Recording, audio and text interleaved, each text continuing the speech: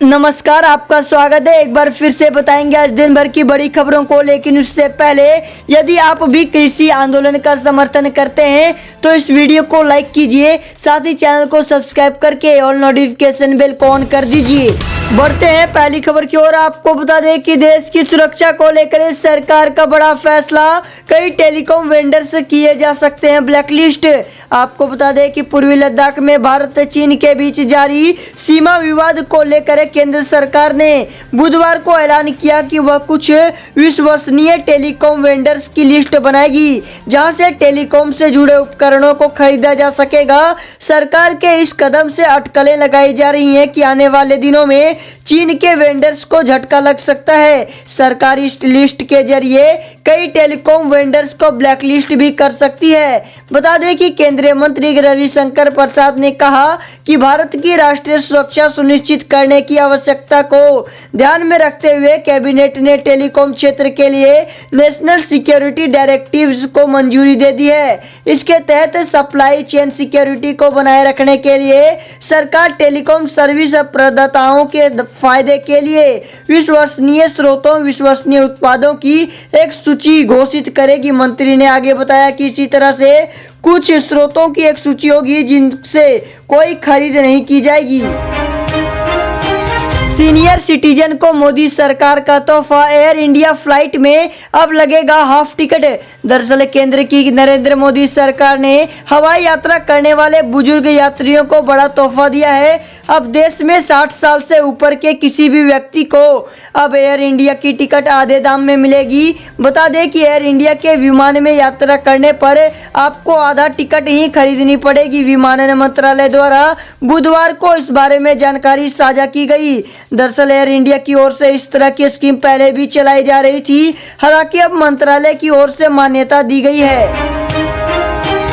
चीनी निर्यात पर सब्सिडी देगी सरकार, 5 करोड़ गन्ना किसानों को होगा फायदा। आपको बता दें कि राष्ट्रीय राजधानी दिल्ली के आसपास जारी कृषि कानूनों के खिलाफ आंदोलन के बीच केंद्र सरकार ने बुधवार को गन्ना किसानों को बड़ी राहत दी है। सरकार ने कैबिनेट बैठक में चीनी निर्यात पर सब्सिडी देने का फैसला लिया है। सब्सिडी का पैसा सीधे किसानों के खाते में भेजा जाएगा। सरकार का दावा है कि इस फैसले से 5 करोड़ किसानों को फायदा होगा। इसके अलावा सरकार ने स्पेक्ट्रम की नीलामी करने का भी फैसला लिया है। बता दें कि केंद्रीय मंत्री प्रकाश जावड़ेकर ने बताया कैबिनेट ने सब्सिडी का पैसा सीधे खातों में जमा कर किसानों की मदद करने का फैसला लिया है। 60 लाख टन चीनी निर्यात पर 6,000 रुपए प्रति टन की दर से सब्सिडी दी जाएगी। उन्होंने कहा कि इस फैसले से 5 करोड़ किसानों और चीनी मिलों में काम करने वाले 5 लाख श्रमिकों की मदद होगी। बता दें कि जावड़ेकर ने कहा इस साल चीनी का उत्पादन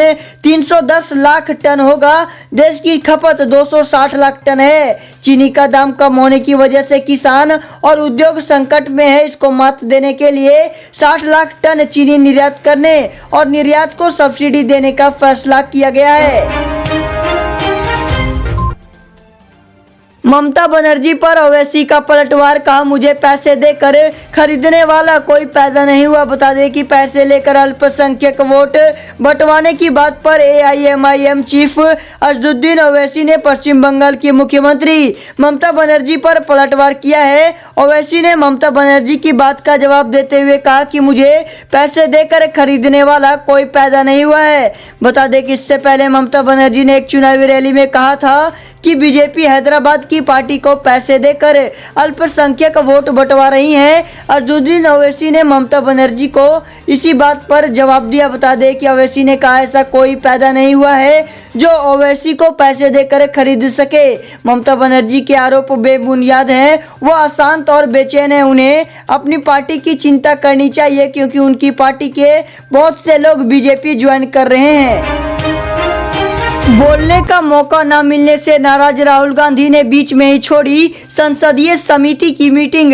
आपको बता दें कि कांग्रेस के पूर्व अध्यक्ष राहुल गांधी ने संसदीय समिति के सामने अपनी नाराजगी जाहिर की है। समाचार एजेंसी पीटीआई ने जानकारी दी कि बुधवार को रक्षा पर संसदीय समिति की बैठक को राहुल और 2 अन्य कांग्रेसी नेता बीच में ही छोड़कर चले गए। खबरें यह हैं कि पैनल में सशस्त्र बलों की यूनिफॉर्म को लेकर बात हो रही थी। यह बात गांधी को नागवार गुजरी और उन्होंने बीच में ही टोक दिया। बता दें, इस बैठक में राहुल गांधी के साथ कांग्रेस नेता राजीव सातव और रेवानाथ रेड्डी भी बाहर आ गए थे। कांग्रेस नेता ने आरोप लगाया कि इस मीटिंग में जवानों को बेहतर हथियार देने पर चर्चा करने के बजाय पैनल यूनिफॉर्म पर बात कर समय बर्बाद कर रही थी। इस मीटिंग में chief of defence staff general Bipin Rawat भी मौजूद थे। मीडिया रिपोर्ट्स के मुताबिक चर्चा के दौरान राहुल ने बीच में कहा कि यूनिफॉर्म बलों के वरिष्ठ अधिकारी भी तय कर सकते हैं। जियो के बाद हैशटैग बॉयकॉट पतंजलि ट्विटर पर कर रहा ट्रेंड। मीम्स शेयर करते हुए लोगों ने कहा, मर रहा किसान जागो प्रधान। आपको बता दें कि पिछले 20 दिन से जारी केंद्र सरकार के नए कृषि कानूनों के विरोध में चल रहे दिल्ली चलो मार्च के तहत उत्तर प्रदेश, हरियाणा और पंजाब के किसान आंदोलन कर रहे हैं, भूख हड़ताल पर बैठे हैं। कृषि कानूनों को लेकर विपक्षी दल लगातार मोदी सरकार यानी भारतीय जनता पार्टी पर निशाना साध रहे हैं। इस बीच किसान नेताओं ने केंद्र सरकार की बातचीत भी जारी है, जबकि राहत की बात यह है कि केंद्र सरकार को इस मामले में योग गुरु बाबा रामदेव का समर्थन मिल रहा है। आपको बता दें कि चंडीगढ़ में बाबा रामदेव ने कहा कि हम जन्म से कृषि पुत्र लेकिन कर्म से ऋषि पुत्र हैं। न एसएमपी खत्म हो रही है और न मंडियां खत्म हो रही है। इसके अलावा उन्होंने कहा कि मेरी प्रधानमंत्री मोदी और कृषि मंत्री तोमर से बात हुई है, लेकिन ऐसा कुछ नहीं लगा और न ही किसी ने एमएसपी खत्म करने की बात कही है। केवल विरोधियों द्वारा कुछ भ्रांतियां फैलाई जा रही है। इसके बाद मंगलवार को योग गुरु रामदेव और उनकी कंपनी पतंजलि लोगों के निशाने पर आ गई और ट्विटर पर बॉयकॉट पतंजलि जमकर ट्रेंड करने लगा।